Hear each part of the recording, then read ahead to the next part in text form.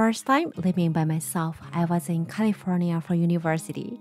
New place, new supermarket, new ingredients, and new language.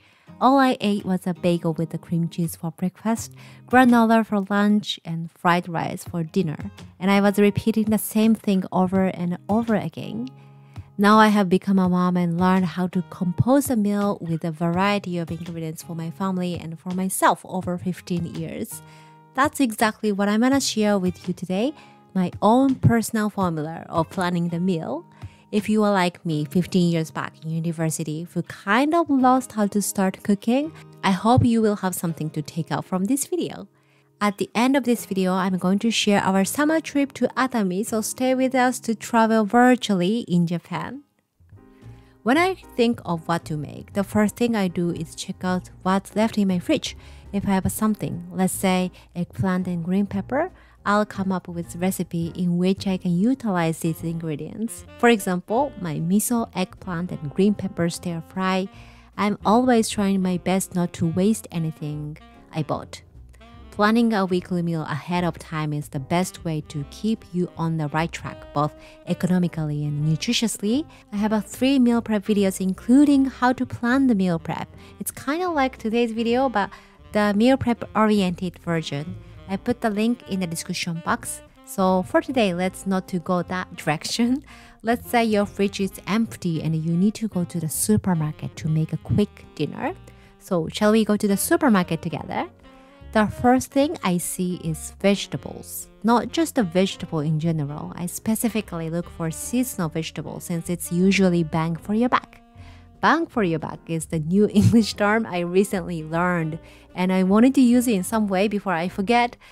Am I using it correctly in this sentence? Let me know in the comment section. Anyway, the reason why I mainly buy the seasonal vegetable is that they are just so delicious, nutritious, and usually more affordable. Once I choose the vegetable, I start to think of what to make with it. Let's say summer vegetables are in season. I make a tomato, corn, and cucumber salad with my homemade tahini tofu dressing for a side dish.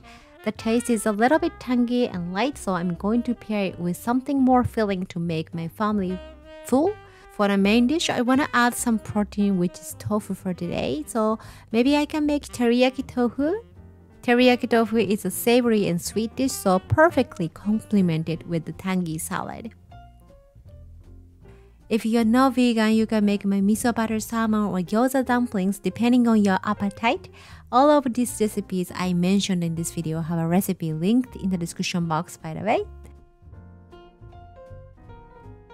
And for the carbs, I'm gonna cook up some rice. Since the salad and teriyaki tofu are already very savory, so the rice should be plain to balance out. Finally, I'll make some soup. My go-to is a miso soup or Japanese dashi clear soup. Both contain loads of vegetable and just rounds up the whole meal when you sip it. And I feel like soup will satiate us longer when you enjoy it with other dishes. To recap, let me share my own personal formula. The foundation rises in 2 categories, which is nutrition and taste. Let's go start with the nutrition. I'm not a doctor or dietitian, so anything complicated just confuses me. But one thing I do is that I always make sure to include the protein sources, carbs, and vegetables.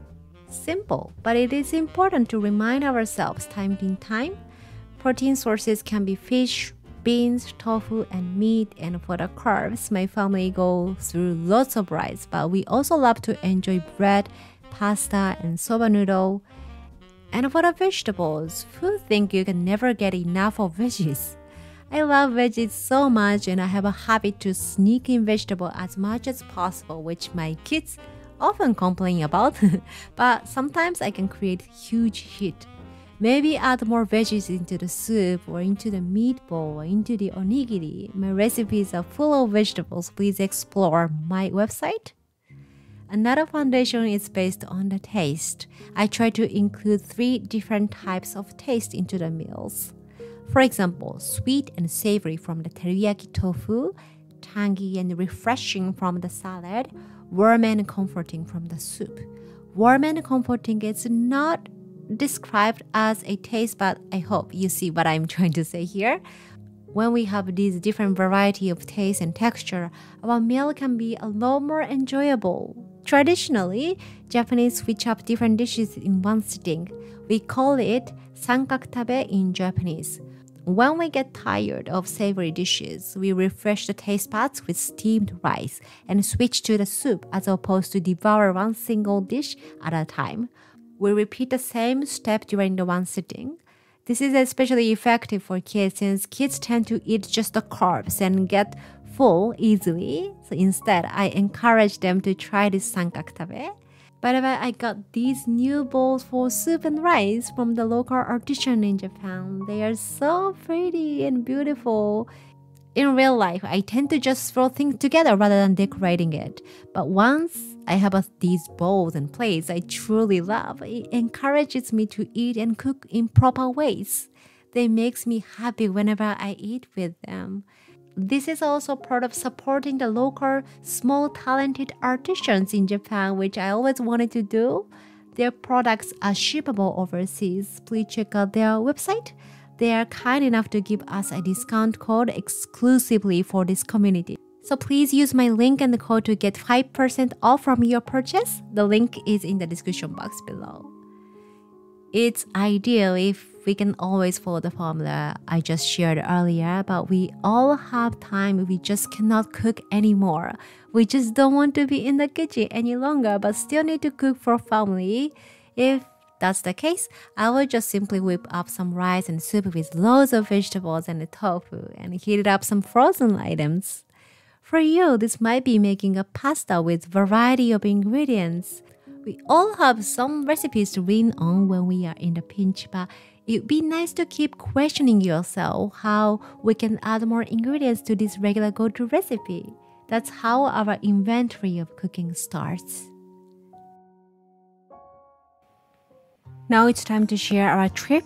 During the summer break, we went to the Atami, which is located in Shizuoka Prefecture, only 2 hours from Tokyo, so let's go!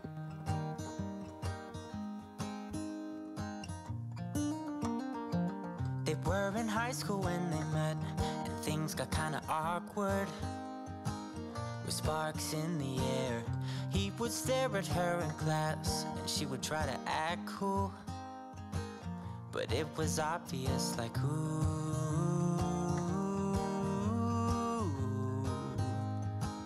they would be together, ooh.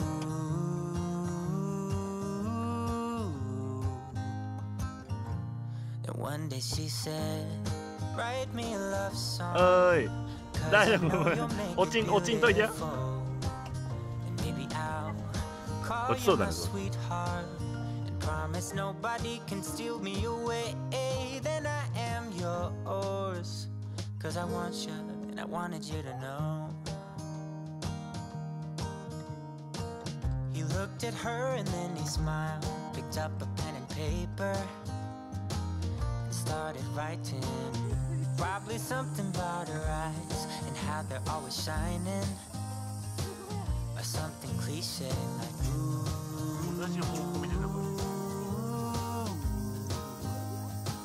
Baby, I only want you.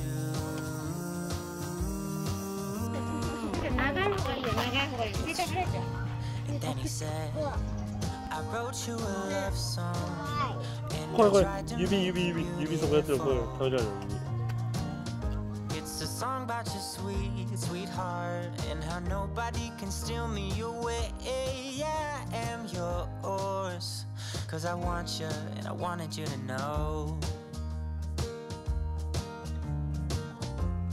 As he sang, she started to dance, grabbed his arm and took his hand.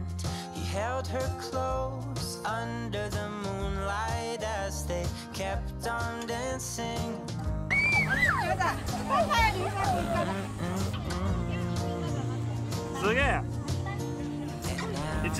They're singing their love song, and they sing it kind of beautiful,